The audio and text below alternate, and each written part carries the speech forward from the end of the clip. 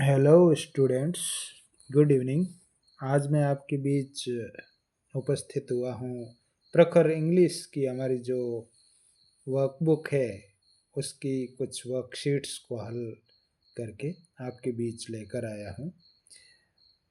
Worksheet number 15। सबसे पहले competency यानी दक्षता क्या आएगी। Identifies noun and preposition from a given text, यानी किसी भी दिए हुए टेक्स्ट में से हम लोग नाउन और प्रीपोजिशन, नाउन यानी संज्ञा, प्रीपोजिशन यानी वैसे हिंदी में होता है पूर्व सर्ग के दो शब्दों के बीच में जो संबंध स्थापित करता है, इन दोनों वर्ड्स को हम लोग दिए गए टेक्स्ट में से पहचान पाएंगे, ऐसी दक्षता हम में आ जाएगी। चलिए बिना वक्त गंवाए हल करते हैं। सबसे पहला देखिए, read the given short story and identify noun and preposition. एक स्टोरी दे रखी, इसमें से नाउन क्या क्या है और प्रीपोजिशन यानी पूर्व सर्ग क्या क्या, इन दोनों की पहचान करनी। तो सबसे पहले पढ़ते हैं अपन स्टोरी को, क्या कहती है ये। देखिए, once there was two trees, एक बार दो पेड़ थे।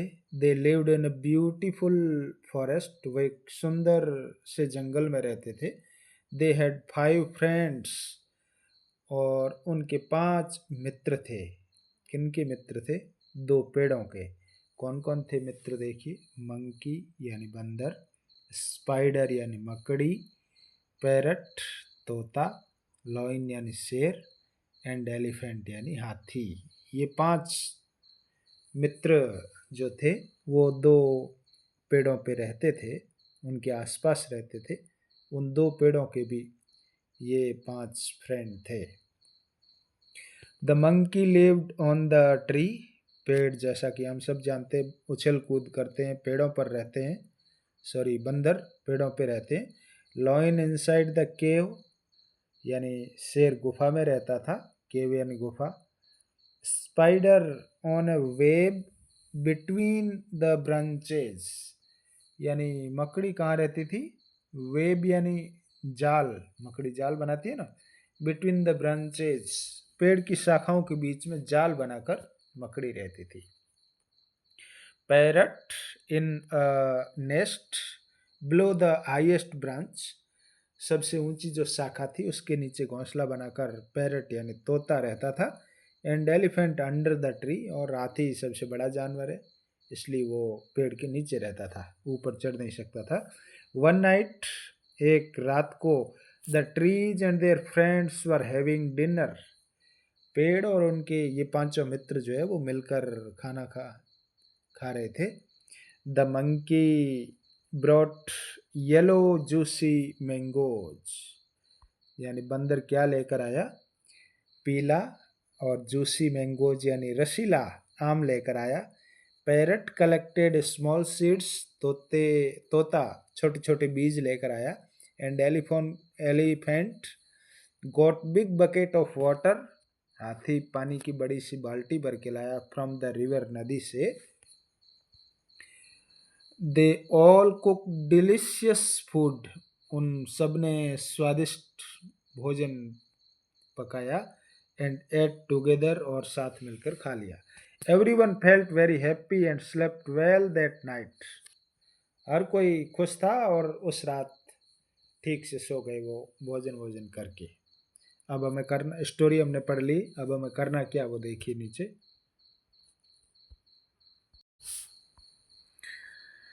Now right identify noun, preposition and adjective. आपको 3 चीज़ों की पहचान करनी है। नाउन यानी संज्ञा शब्द कौन कौन से, वो सारे आपने जो पढ़े हैं, spider, elephant, monkey, parrot, tree, वो सारे नाउन है।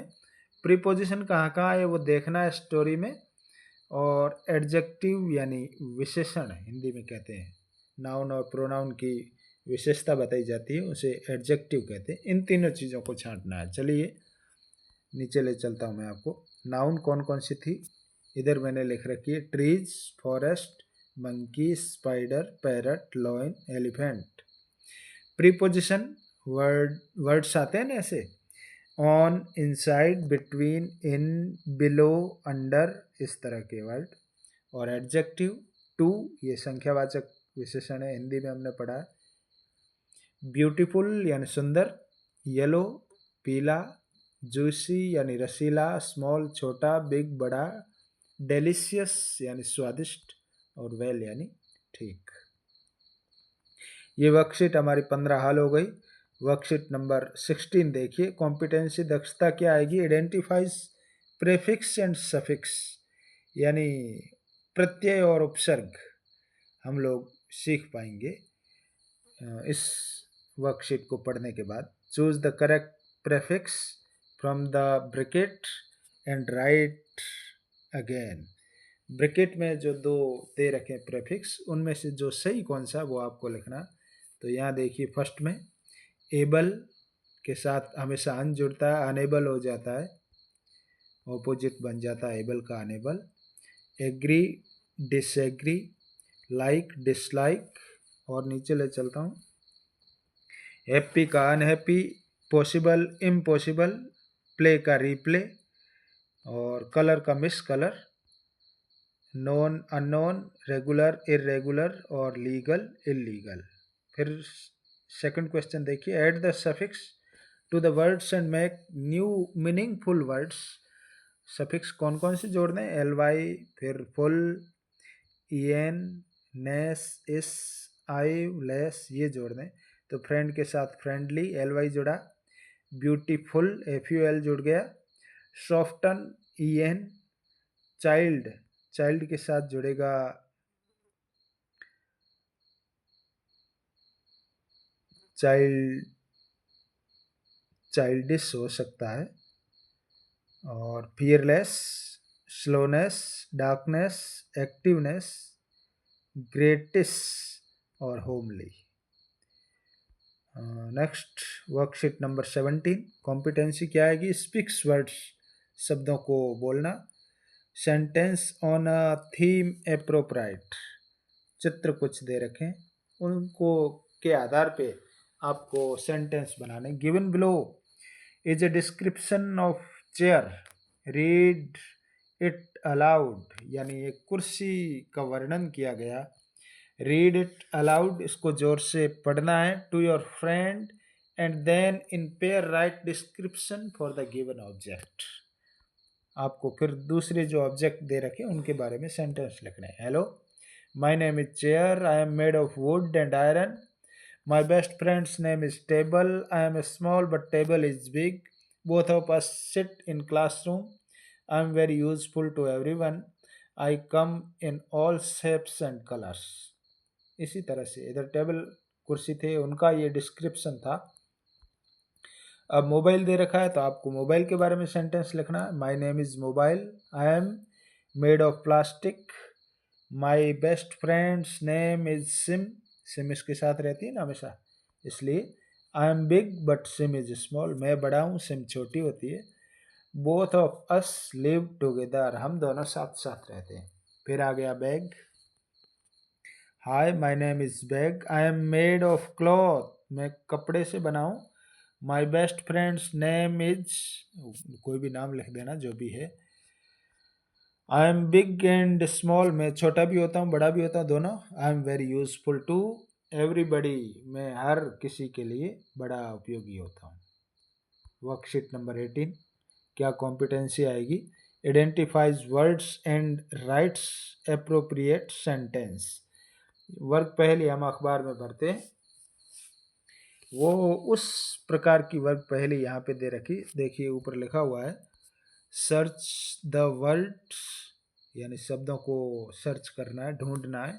They are hidden left to right and up to down, यानी कुछ मीनिंग्स ऐसे हैं जो ऊपर से नीचे यूं बनेंगे, कुछ ऐसे मीनिंग्स भी हैं जो लेफ्ट टू राइट यानी यूं बनेंगे, कुछ वर्टिकल बनेंगे तो कुछ हॉरिजॉन्टल बनेंगे। दोनों को हम लोगों को पहचान के पूर्ति करना है। नीचे ले चलते हैं। देखिए सबसे पहले लिखा हुआ बोर्ड, तो आपको इस पहली में ढूंढना है कि बोर्ड कहाँ लिखा हुआ है।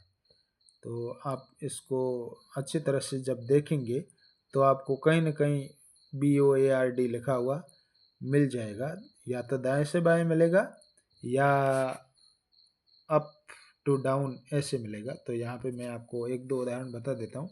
ये लिखा हुआ BOARD, बोल्ड। फिर नेक्स्ट वर्ड था हमारा बुक, BOO की बुक की स्पेलिंग होती है। आप इसमें सर्च कीजिए कि कहाँ पे लिखा हुआ है बुक। ऊपर अप टू डाउन आप देखेंगे तो बुक आपको लिखा हुआ मिल जाएगा। ये पढ़ा दे इधर BOO के बुक। ऐसे आपको जो नीचे जो भी शब्द दे रखें उन सबको यहाँ ढूंढना है। एक दो मैं और कर देता हूँ, जैसे लाइब्रेरी और क्लासरूम दोनों मैं ढूंढ के बताता हूँ आपको कि कहाँ लिखे हुए हैं लाइब्रेरी और कहाँ क्लासरूम लिखा हुआ है। इसको जब हम देखेंगे अच्छी तरह से, सबसे पहले देखते हैं क्लासरूम। ये थोड़ी सी लंबी स्पेलिंग है, ये लिखा हुआ है यहाँ क्लासरूम। और दूसरा हमारा शब्द था लाइब्रेरी, वो अप टू डाउन लिखा हुआ ये यहाँ लाइब्रेरी। इस तरह आपको ढूंढने सारे वर्ड्स इस वर्ग पहले में। आगे बढ़ते हैं। इंस्ट्रक्शन क्या दिया, make sentence using the words given in the box. Box में दिए गए शब्दों को काम में लेते हुए आपको सेंटेंस बनाने। बॉक्स कौन सा, ये बॉक्स दे रखा है, ये इस बॉक्स में जो जो शब्द है उन सब को काम में लेते हुए आपको वर्ड्स बनाने हैं। क्या वर्ड्स बनाए देखिए। सबसे पहला teacher usage the black board. Black board ऊपर आया हुआ था, यानी अध्यापक ब्लैक बोर्ड काम में लेते हैं। Books are my best friend, I go to library daily. इस तरह से आप दूसरी भी सेंटेंस लिख सकते हैं, कोई ज़रूरी नहीं है यही लिखना, लेकिन पैटर्न ये रहेगा, लिखने का तरीका ये रहेगा। वर्कशीट नंबर 19, इसमें क्या कहा गया, कॉम्पिटेंसी क्या आएगी, right simple sentence on a topic situation using appropriate punctuation. यानी चित्रों को देखकर आपको सेंटेंस लिखने। जैसे सामने चित्र मोबाइल का है, तो will you let me call my brother, ये कह रहा है किसी से कि तुम मुझे कॉल करोगे। Will you let me call my brother, मेरे भाई तुम मुझे कॉल करने दोगे। तो ये मोबाइल इसको वापस उत्तर देता है, यस आई विल कॉल, हाँ मैं कॉल करूँगा। फिर यहाँ एक लड़की का चित्र है, सामने इसके एक कीट पतंग का चित्र दे रखा, will you let me help, आप मेरी मदद करेंगे। इसने कहा यस आई विल हेल्प। फिर एक डायरी और पेंसिल है या पेन मान लो, will you let me write, क्या तुम मुझे लिखने दोगे, yes I will write with pencil, हाँ मैं पेंसिल से लिखूँगा। It may be rain today, आज वर्षा हो सकती है, वियर द रेन कोट, यानी रेन कोट पहनना। वर्कशीट नंबर 20, इसमें क्या दे रखा है, प्रोनाउन, सर्वनाम। कॉम्पिटेंसी दक्षता आएगी सर्वनाम को पहचानने की। Given below is some information about pronoun, read and use below sentence. Pronouns कौन से, he she it, he it she me you I they we are all pronouns, ये सारे प्रोनाउंस है, ये सारे सर्वनाम है। आपको इनको काम में लेना, संज्ञा के स्थान पर जो आते हैं वो सर्वनाम है। नीचे करना क्या काम देखिए, now use the appropriate pronouns in following sentence, one is done for you, एक आपके लिए कर रखा है, उदाहरण दे रखा है, ऐसे आपको बाकी सारे सेंटेंस को पूरा करना। कैसे करना देखिए, I and my mother are strong, मैं और मेरी माँ मजबूत हैं। तब मैं और मेरी माँ दोनों मिल गए तो हम हो गए, ये प्रोनाउन हो गया। इधर नाउन था आई और माई मदर, तो वी आर स्ट्रॉन्ग। ऐसे ही you and your friend are angry, यानी यू आर एंग्री, तुम दोनों नाराज हो, ये कोई तीसरा व्यक्ति कह रहा है। You and I are happy, यानी we are happy. My name is Bittu, यानी I am a student, Bittu की जगह आई आ गया। इस तरह से आपको इस पूरी वर्कशीट को हल करना है। वर्कशीट नंबर 21, क्या कॉम्पिटेंसी आएगी? Listen to long forms and response appropriately. Rewrite the given poem and answer the given question. Look for red and shake your head. ये पोएम है, तुकबंदी हो रही ना लास्ट वाले वर्ड्स की। यहाँ देखो शेक, नहीं सॉरी रेड, अंत में head. Now look for green and pet your knees, ये ग्रीन से मिलती जुलती स्पेलिंग। इस तरह इस पूरी पोएम को पढ़ना है, उसके बाद आपको उत्तर देना है। Practice the following commands with your teacher, यानी अपने टीचर के साथ इन आदेशों का अभ्यास कीजिए। शेक योर हेड, यानी अपना सर हिलाना है। पैट योर नीज, घुटनों को थपथपाना है। होप अप एंड डाउन, फिर टैप विद योर शू, और जंप राइट बैक, और टर्न इन ए सर्किल। इस तरह इन सारे बॉक्स में जो सेंटेंस दे रखे उनको पढ़ना है। उसके बाद क्या काम करना है? Listen to the rhyme carefully and write the name of the colourful and action words that you find in this rhyme. आपने कौन से कलर के साथ कौन सा एक्शन सीखा है? जैसे रेड के साथ इधर लिखा हुआ था ना, ये यहाँ नोटिस कीजिए। लुक फॉर रेड, यानी लाल को देखना है, एंड शेक योर हेड, और अपना सर हिलाना है। तो रेड के साथ कौन सी एक्टिविटी करनी है? शेक, यानी हिलाने वाली। ऐसे ही ग्रीन के साथ कौन सी करनी है, येलो के साथ कौन सी करनी है, पर्पल के साथ कौन सी करनी है, ब्लू के साथ कौन सी। ये सारा इस स्टोरी को आप पढ़ेंगे तो इसको आसानी से हल कर पाएंगे।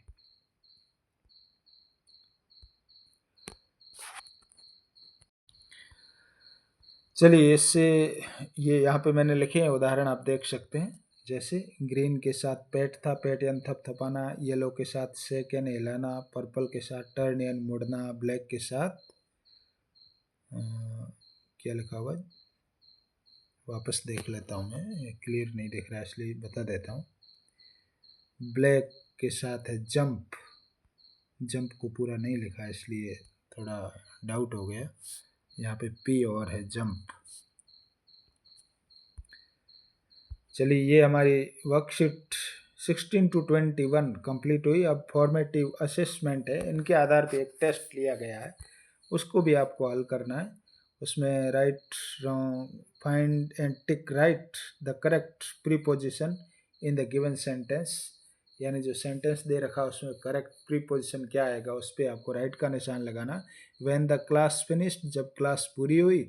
I open the door and walked out of the room, मैंने दरवाज़ा खोला और रूम से बाहर चला गया। तो इसमें प्रीपोजिशन था आउट ऑफ, तो इस पर राइट का निशान। नेक्स्ट, सेकंड, इधर देखिए। Tick the correct pronouns to complete the sentence. Kavita is coming here, और फिर इसके लिए प्रोनाउन क्या आएगा? सी, क्योंकि लड़की का नाम है, लड़कियों के लिए सी आता है, इसलिए सी पे राइट का निशान लगाना। क्वेश्चन नंबर 3 देखिए। Which prefix will be added with the word move. Move के साथ कौन सा प्रेफिक्स आएगा? प्रेफिक्स हमेशा पहले जुड़ता है, इसलिए री आएगा, रिमूव। और विच सफिक्स, यानी will be added with the words clue. Clue के साथ कौन सा सफिक्स जुड़ेगा? सफिक्स पीछे जुड़ता है, उपसर्ग आगे और प्रत्यय पीछे, तो सफिक्स का मतलब होता है प्रत्यय, तो वो लेस जुड़ेगा इसके साथ। Identify and write names of as many nouns as possible from the given image. दी गए चित्र में से आपको नाउन छांट के लिखना। आपको जितनी नाउन दिखाई दे, चाहे वो वीमन है, मैन है, गर्ल्स है, कहीं बैग होगा, कहीं आपको ट्री दिखाई देगा, कहीं टैप होगा, कहीं कोई ट्रेन है, तो जो भी है वो आपको छांट के लिखने हैं।